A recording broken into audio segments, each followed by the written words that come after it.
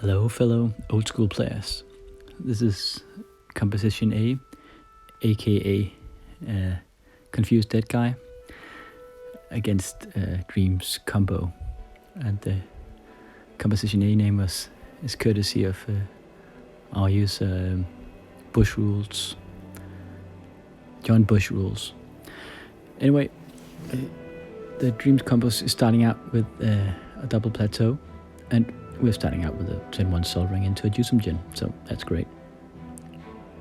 But this is just the meanest counter to it ever. He puts out a Meek Stone and a Spirit Link, so at this point I'm losing a point of life and he's gaining a point of life each turn. And I can't attack because then even if I didn't have the Spirit Link, or I could, but then I can't untap the Jusum Djinn. So we put out a Hypnotic Spectre. At least he can attack under that Meek Stone. And Thomas plays Winds of Change, so we decide to bolt him. I think that's actually a drunken mistake there, because I'm not really sure how it works, but I bolted him in response, and now I'm putting the bolt back into the library. I'm not sure it empties the library, or the graveyard. Need to check up on that.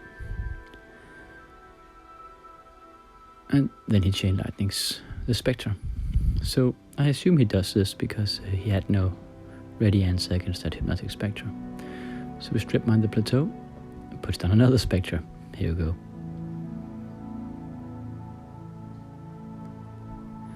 But again, these Spectres against the red deck, they kind of die pretty fast. So if all else fails, just crack his mana. But he has another one and puts out a Sol Ring.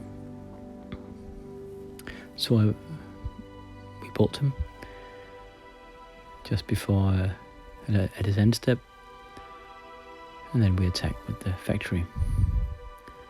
So, but although I'm putting a lot of damage on him here, he just slowly regenerates because that traitorous Jusum Djinn, he has Spirit Linked, just nets him life every turn. So he tutors and passes the turn, and he gets another life, and I take another point of damage. So put out the next Factory and pumping it for one more damage.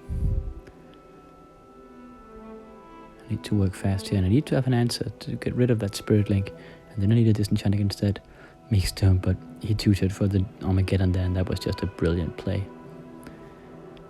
Now both factories are gone, and I have this useless Jusum Djinn that just keeps on giving him life, and he wants to stall the game at this point.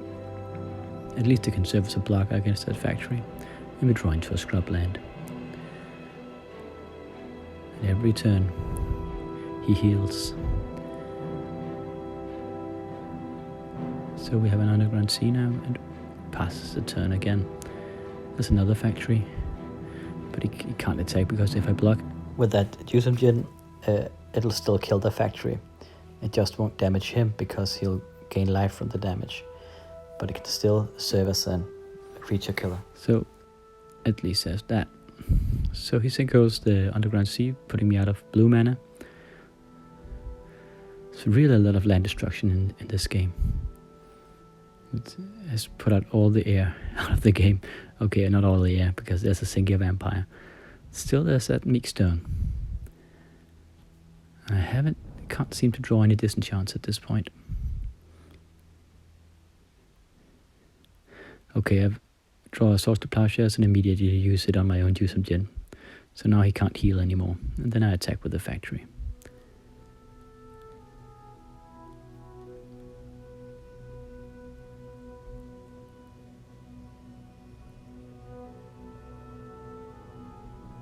And he attacks, and I Source to Plowshares Factory, so that evens out. So there needs to be something done against that Meek Stone.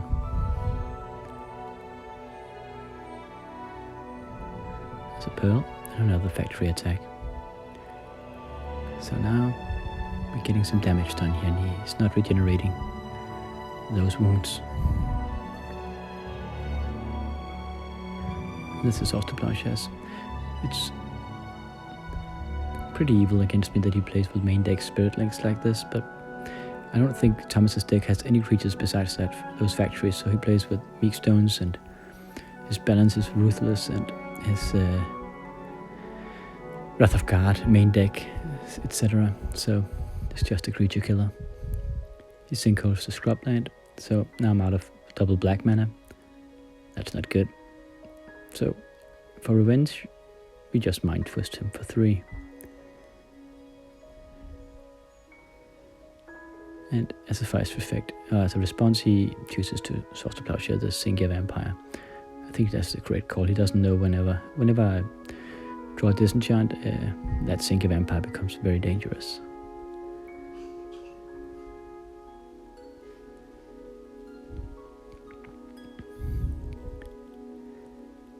Okay, so now I'm down to disenchants his Sol Ring, so now I'm down to a Mox and a Scrubland, but I'm drawing to another Scrubland at least.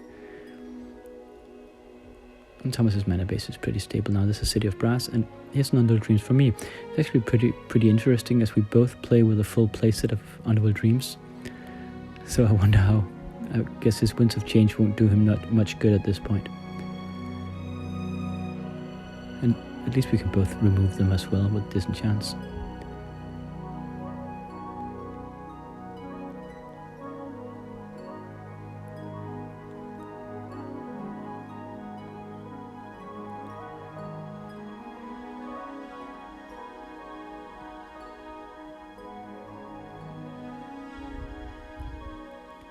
So we cut a bit forward here. There's a lot of waiting time.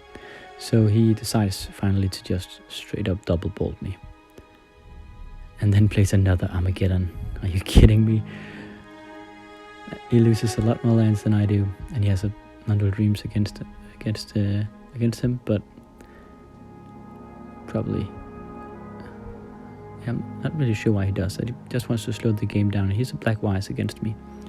So I'm at 4 cards, so if I can't put down a card next, I'll start to take damage. There's a City of Brass that's pretty good, and there's a Wheel as well, but we need a second black mana. That's the second black mana for him. Okay, 2 City of Brass. Okay, and the reason I'm checking my graveyard here, and I'm also going to check his, is because I have both the Wheel and the Time Twister in hand, and I'm trying to figure out which one is best to cast. And in order to do that, I need to see which cards have been used. So I like to use the Time Twister. It's always dangerous because he gets all his bolts back in a full hand. But I also have a lot of good cards in that graveyard. The sad thing is that all the creatures he Source to Plowshares, they're not getting back in. So I think the play is debatable. Perhaps the Wheel would be better. He's used a lot of removal, so now he has it back. And yeah, there's a disenchant on the Underworld Dreams. He has his Armageddons back as well.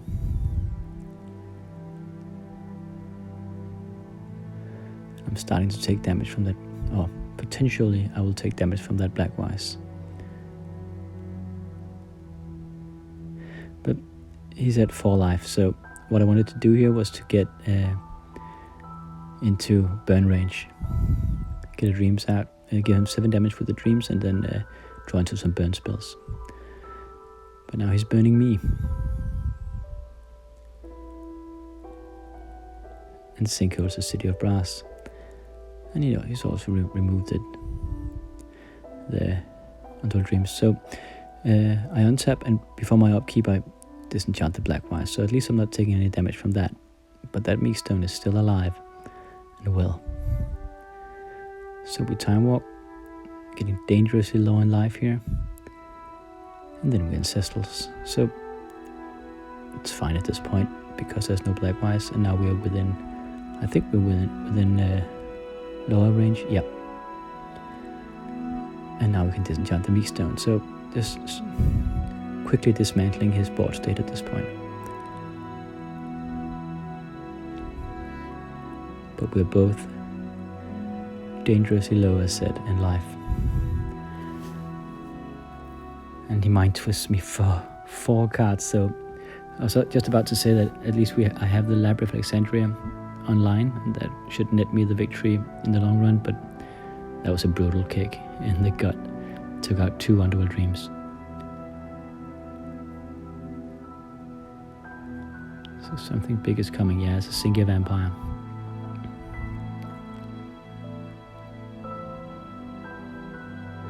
And a Factory.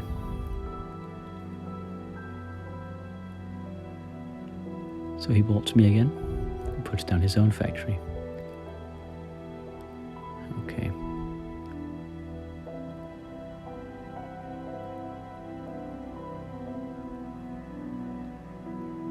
So we sinkhole his Factory and going in for the kill.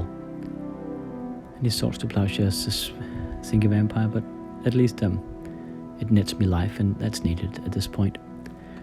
Because we're both very close to dying here.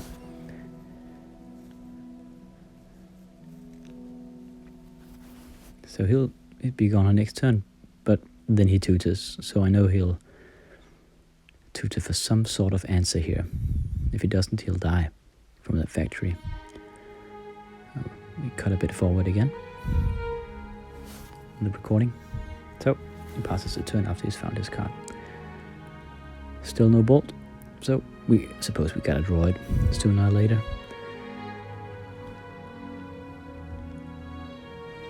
Here's the Swords to Plowshares. At least it all removes me from his bolt range, but there's still the double bolt possibility. There's 1 Chain Lightning. Look at this. Die. I have 2 red mana that he overlooked, so I just Chain Lightning it back. We decided it was a pretty lame, anticlimactic way to go, so we just assumed he didn't play it and he put it back in his hand. I mean, this is really a casual evening, so we wanted to see how it would play out. As a Serendipity Freed. Okay, he needs some way to get rid of that.